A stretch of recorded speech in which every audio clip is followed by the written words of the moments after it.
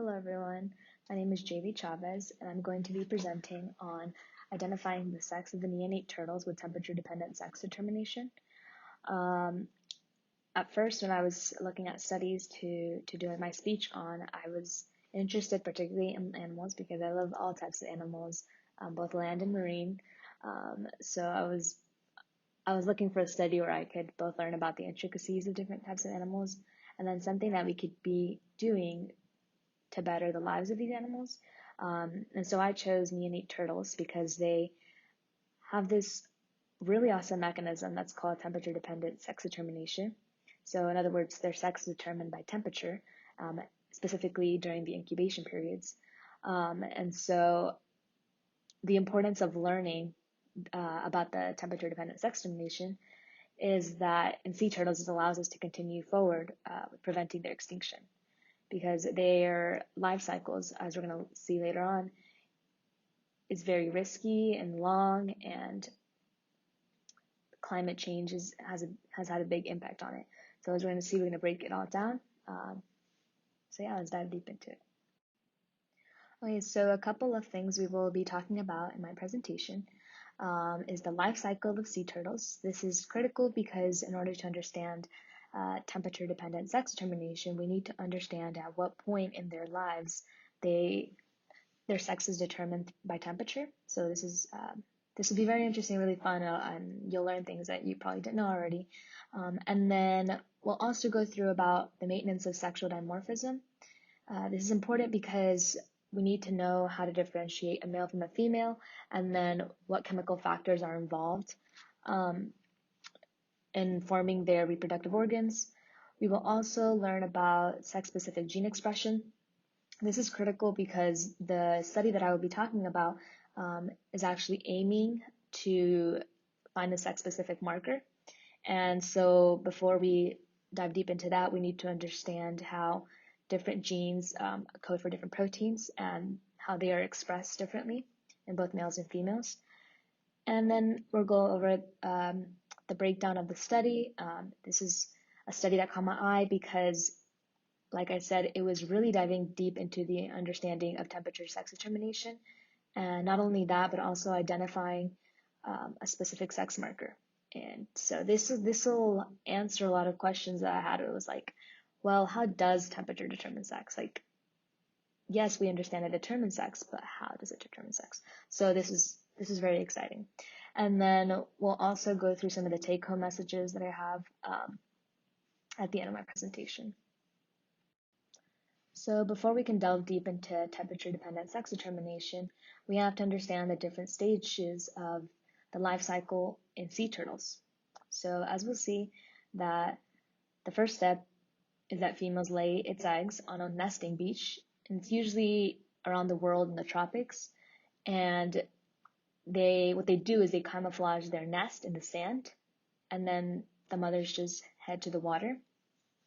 It's interesting. I was like, they just head to the water, but yeah, they just head to the water.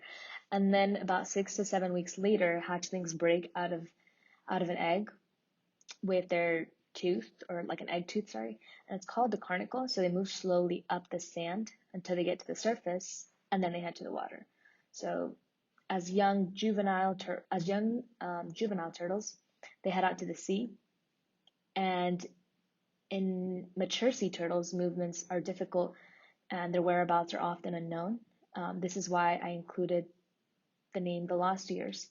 And it's called the lost years because it may take as long as a decade, and their fast movements are difficult to detect, and it's truly a mystery. So honestly, that would be a really good research study to do as well. And then around 10 to 15 years after hatchling, it depends on the species, like the length of this time, the adult sea turtles reach sexual maturity and then are able to mate. So they head back to where they were born. And this is interesting too, like, how do moms know to head back? That's a very enticing question that we can ask too in the future.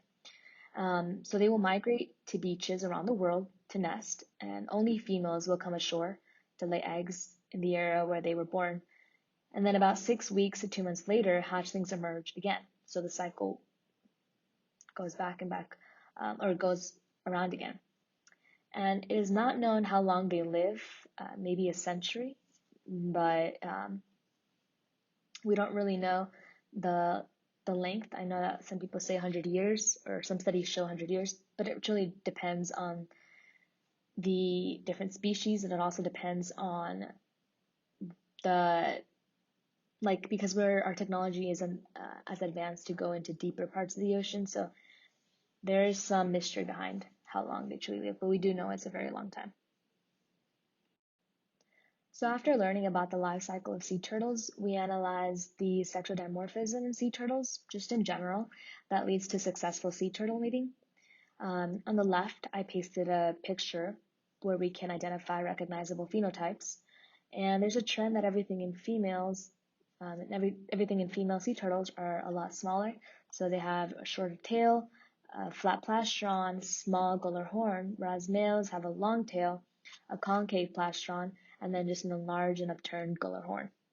And on the right-hand side, I included more of the chemical aspect, so it's a bit more intricate. And we can see the trajectory of gonadal development. And when I first read this, I was like, well, what is a gonad? Well, a gonad is actually an organ that produces gametes, so it can produce testes or ovaries. And at the temperature-sensitive period, which is highlighted in both stages, both for females and males, the gonadal contains primitive sex cords in the medullary region and germ cells in the outer germinal epithelium. So these compartments develop according to temperature. And at female-producing incubation temperatures, which is typically around 31 degrees Celsius, the primitive sex cords degenerate, and this is seen in the third step in the picture, and the germ and somatic cells in the cortical region proliferate, which is seen in the fourth step. At male-producing incubation temperatures, germ cells migrate into the medullary region, so this is where they are enclosed within the developing seminiferous tubules. And because of the temperature-sensitive period, we're able to learn that at approximately 31 degrees Celsius, gonads develop into ovaries, and at approximately 26 degrees Celsius, gonads develop testes. And this is critical because in order to have a successful sea turtle mating, the turtles need to withhold the maintenance of sexual dimorphism. So this is critical. So the developmental pathway of temperature-dependent sex determination in sea turtles have identified a number of genes that are expressed differently depending upon male and female promoting temperatures. So just as a reminder, male promoting temperatures is typically around 26 degrees Celsius, and female promoting temperatures is about 31 degrees Celsius. So at male promoting temperatures, differentiating gonads express higher levels of double sex and MAP3 related transcription factor 1, or DMRT1, SOX9, and the anti-malarian hormone AMH. While at female promoting temperatures, differentiating gonads upregulate, and so they express cold inducible RNA binding protein, or CIRBP. They also express aromatase. And this is important, as we'll see in the study that I'm going to be talking about in the next slide. This is the exciting part because we'll actually get to see what the whole purpose of this teaching is, which is the study that caught my eye. So scientists at the Department of Biological Sciences at the Florida Atlantic University performed an experiment in 2020, and they used an immunoassay approach to test samples for the presence of several proteins that are like already mentioned previously, known to play an important role in sex differentiation. And so their goal is to detect a sex-specific marker via small blood samples. And this is in order to identify sex in neonate turtles. But more in general, their rationale behind this experiment is that by identifying a sex-specific marker, they enhance their ability to measure neonate turtle sex ratios at population levels across basically all nesting sites worldwide. This is a crucial step in assessing the impact of climate change on the imperiled turtle species. So the scientists hypothesized that increasing global temperatures are causing a disruption in the production of sea turtles. And this leads us back to the importance of successful sea turtle mating. Like I already mentioned previously about the long life cycles and how important each step of the way is.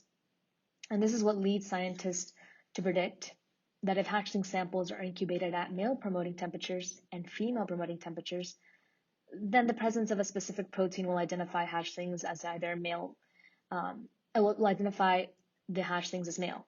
And then the absence of a specific protein will identify hatchlings as female. Again, their goal was to identify a specific sex marker. So they performed this study by collecting small blood samples. And after collecting small blood samples, they performed Western blot immunoassay and laparoscopy. And I'll break these down, don't worry, because I know when I first read Western blot immunoassay and laparoscopy, I was very confused. So it's actually a little more simple. It's not as complex. So before I actually explain the experimental methods, I just wanted to show you all what a Tracheomus scripta turtle looks like, which is at the top left. There's a different species than the caretta, which is seen at the bottom. So these will both be incorporated in their study.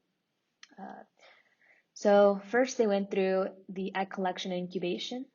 There were freshly laid red-eared slider or T. scripta eggs from multiple clutches, and they were obtained from Concordia Turtle Farms located in Hammond, Louisiana. And then they were transported in vacuum sealed bags to labs at the Florida Atlantic University.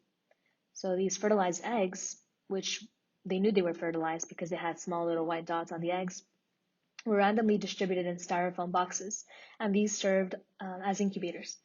They contained moist sterilized sand from their local beach, and then they were housed in the incubators that were kept at either 26 degrees Celsius or 31 degrees Celsius. So again, this is at male promoting temperatures and at female promoting temperatures. And they collected a total of 20. And the same procedure was done after collecting caretta eggs, with temperatures in both chambers remaining controlled. So were the T. scripta, they had 20 total samples. From the caretta, they had a total of 59. And then they went through their sample collection step, which let's go through that one. Yep. So the T. scripta hatchlings went through a series of blood sampling. This was only about like 0.12 milliliters, and they were collected within 2 days from the hatchling event. So the blood samples were taken from the ventral caudal vein using heparinized syringes. And you can see this, the way they collected the blood samples at the top. And then these are the little cute hatchlings at the bottom.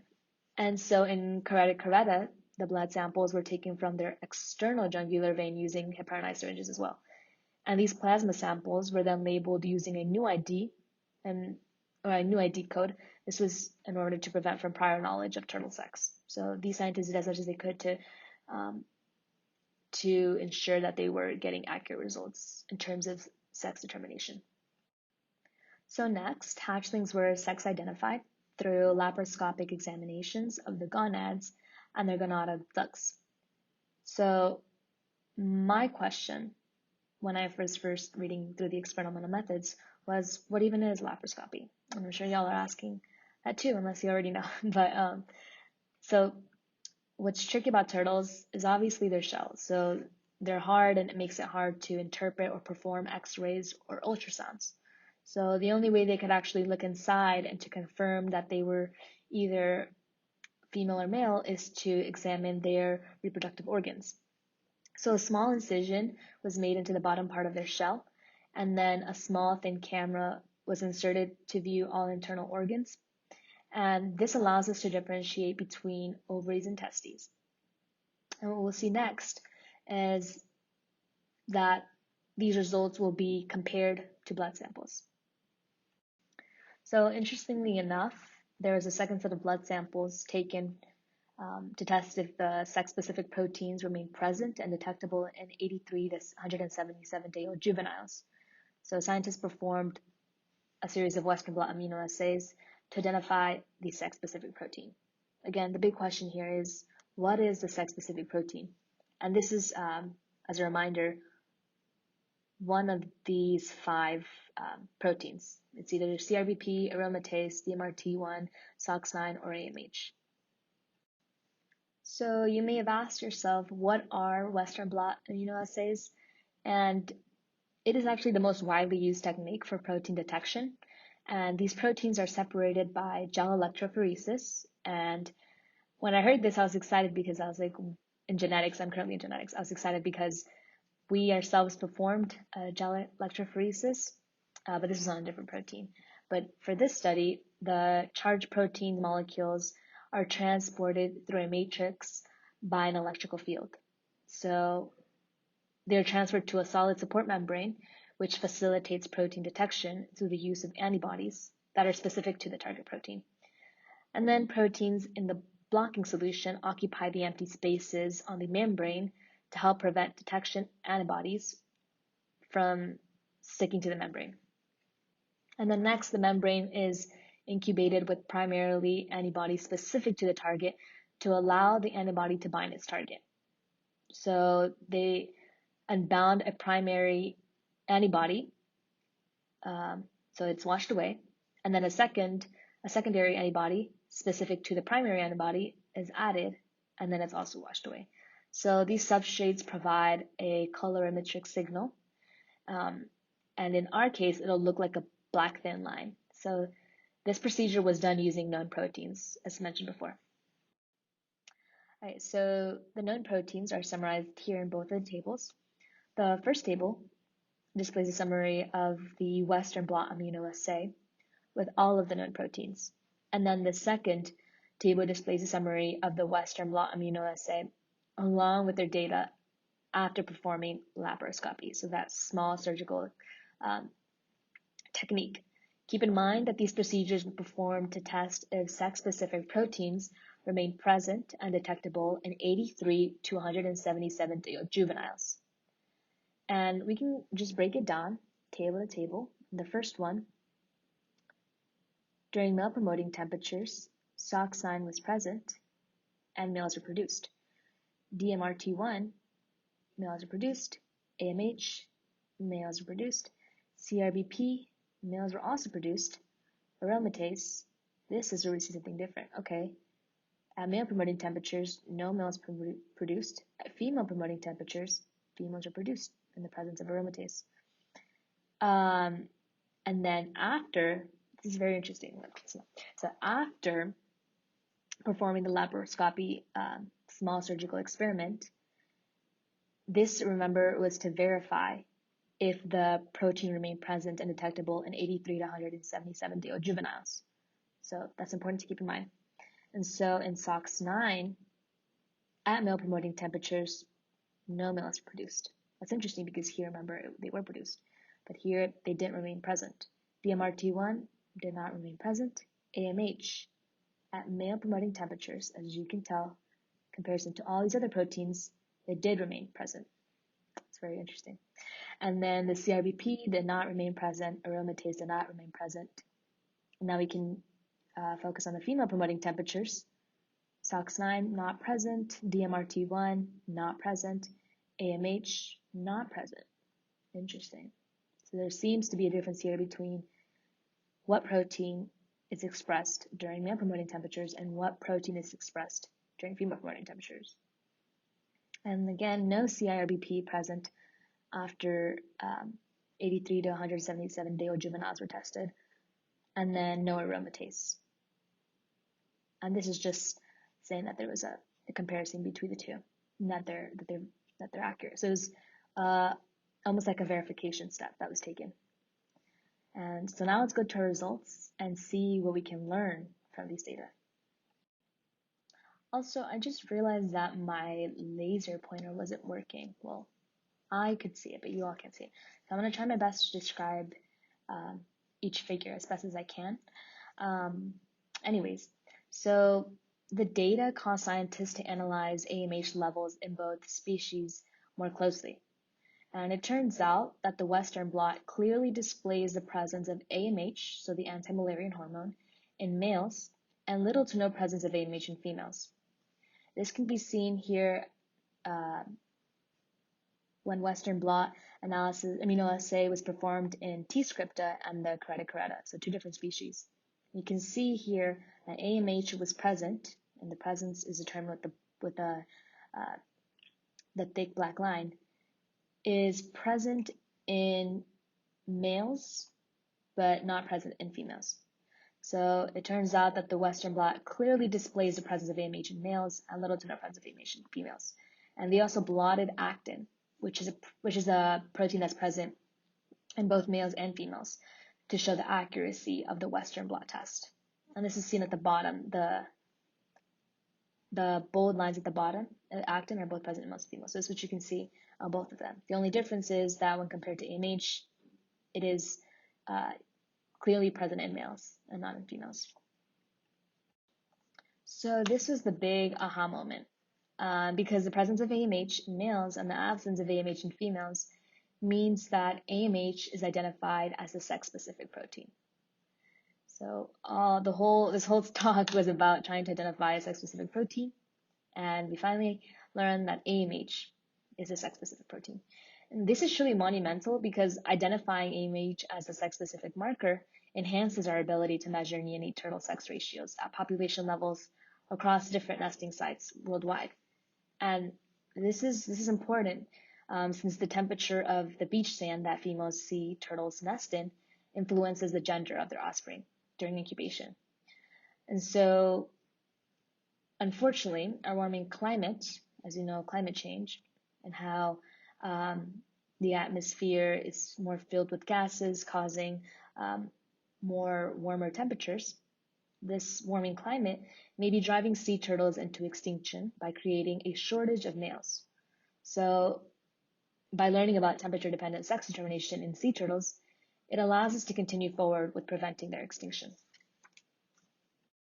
So to finalize, I just wanted to mention a quick little take-home messages that I hope you learn from today. So the first one is that cooler temperatures promote the production of AMH, which is seen in male plasma samples, while the warmer temperatures do not produce high levels of AMH, seen in females. So this is what we learned from the study. And we also learned through the interpretation of the data that AMH is used as a sex-specific marker.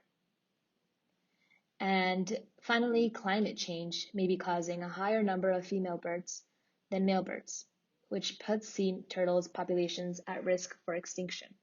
And this is again because if there are more females, or there are more males than females, there is obviously not going to be